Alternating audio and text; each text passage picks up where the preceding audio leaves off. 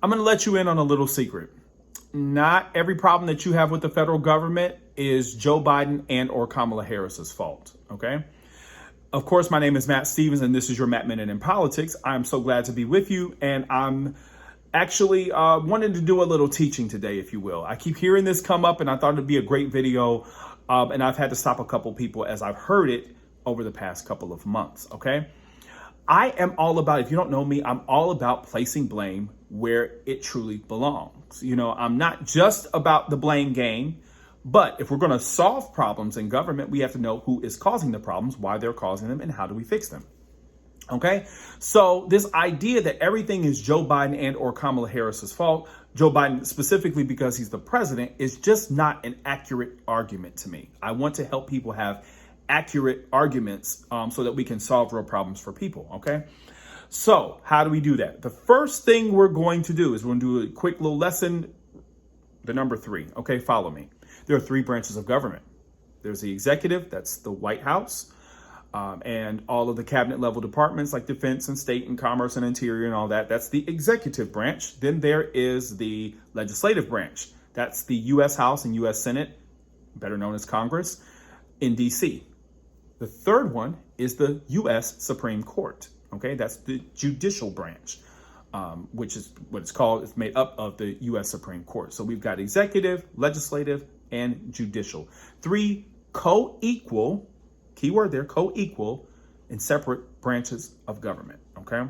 Joe Biden is not in charge of all 3. He's only in charge of the executive branch of government. Stay with me. I have a point here, okay? So we've done our 3 branches of government. Now we're going to do 3 more things, okay? I'm gonna give you 3 easy examples that show why or why not something might be or might not be Joe Biden's fault, okay?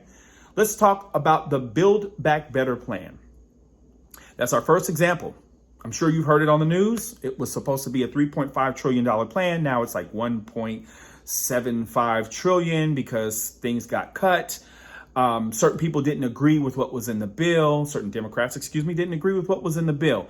I'm not going to go over all of the details, but you get the gist of it. It was supposed to be big. It got cut pretty much in half. Okay. So you got this Build Back Better plan. That's infrastructure. That's waterways, schools, roads, bridges. That is things related to education, things related to paid family leave and all of that thing. And it was broadband. I mean, a lot of stuff was going to be in that bill, right? Well, we don't have a bill yet. We don't have it has not passed through Congress yet.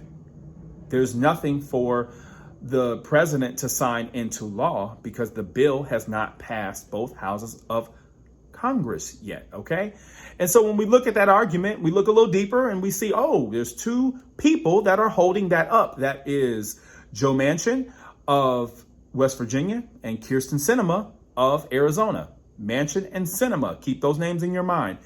They are the reason why that $3.5 trillion bill is now 1.75 or 79 trillion and still hasn't passed and been signed into law. They are the holdup. They are 2 Democratic senators.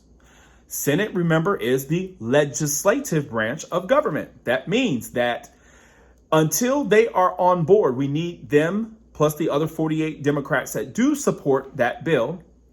We need all 50 of them on board.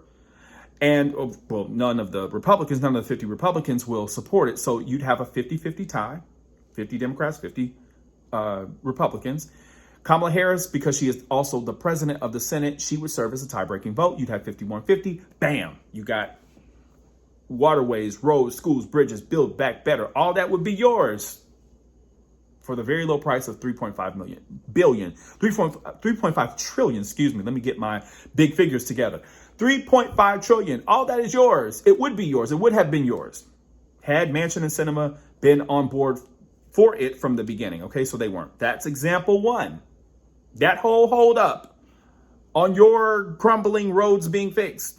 Manchin and Sinema, 2 senators. Okay, that's example 1. Example 2 is about voting rights.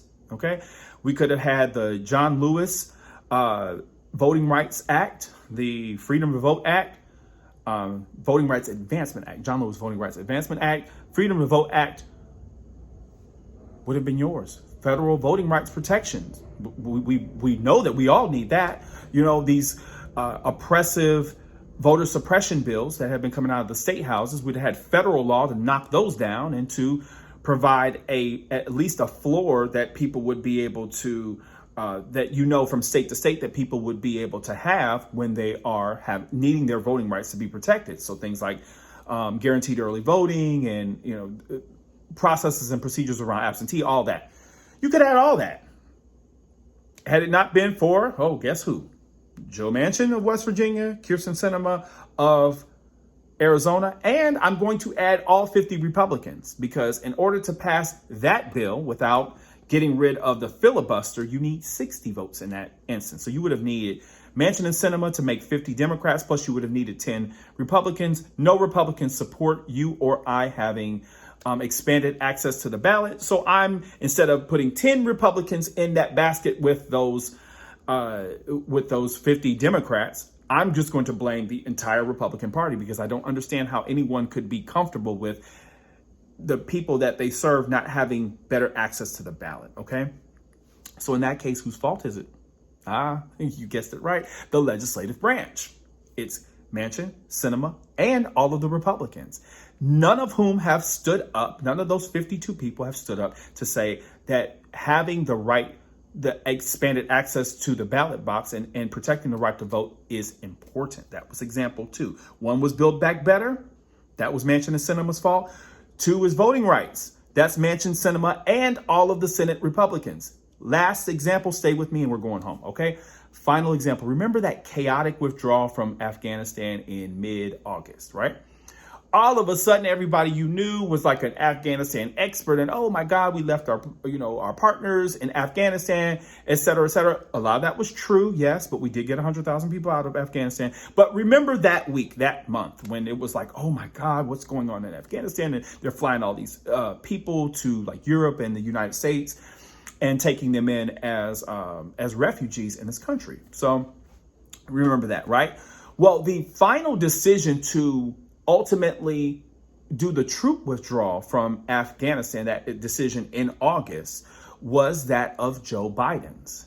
Now, why is that Joe Biden's decision? I'm glad you asked. Because not only is he the president and the chief executive of the United States of America, but he's also the commander-in-chief of the United States military, which means that he is the highest ranking official of all the branches of the military. So that final decision to pull out of Afghanistan that day in August was ultimately, you guessed it, Joe Biden's decision. Now, that is something that you can blame on him, because as the commander-in-chief of the United States military, he ultimately has the final say-so about what the United States does in its active military work around the world, okay? That would be a Joe Biden decision that you could blame on him. Things like the federal vaccine mandates for federal contractors, federal workers, any of that type of decision making, that would be Joe Biden. That is his administration saying that if you're going to do federal business with this government, if you're going to work for this government, you will be vaccinated. That is a Joe Biden decision. Because they're not fixing the roads in your community, that's not a Joe Biden decision. Because you still don't have the expanded vote access to the ballot box like you deserve, you and I deserve, that's not a Joe Biden thing. He's waiting to make those things happen by signing them into what? Law. What is he signing into law? A bill. A bill that has to pass the what? The Congress. Where is that bill being held up in Congress? That means that that's not his fault. The legislative branch is the reason for not just those first 2 examples that I gave for the problems in those first 2 examples, but a lot of the shit that we have to put up with in this government. A lot of the buck stops with the legislative branch. So people, final takeaway, just learn how to place blame appropriately so that when we start to solve problems or we elect people to solve problems, we are going to the right people. We don't punish Joe Biden for something that's Joe Manchin's fault or Kyrsten Sinema's fault or the Republicans' fault. We want to place blame where it is appropriate, okay? Let's learn how to place blame where it's appropriate. Again, my name is Matt Stevens. Thank you so much. A little over my time today, but this has, of course, been your Matt Minute in Politics. All of my social media information, bottom left-hand corner of the video, YouTube, Facebook, Twitter, Instagram, that's where you can find me. Please do me two favors. Quickly, follow me on any or all of those platforms.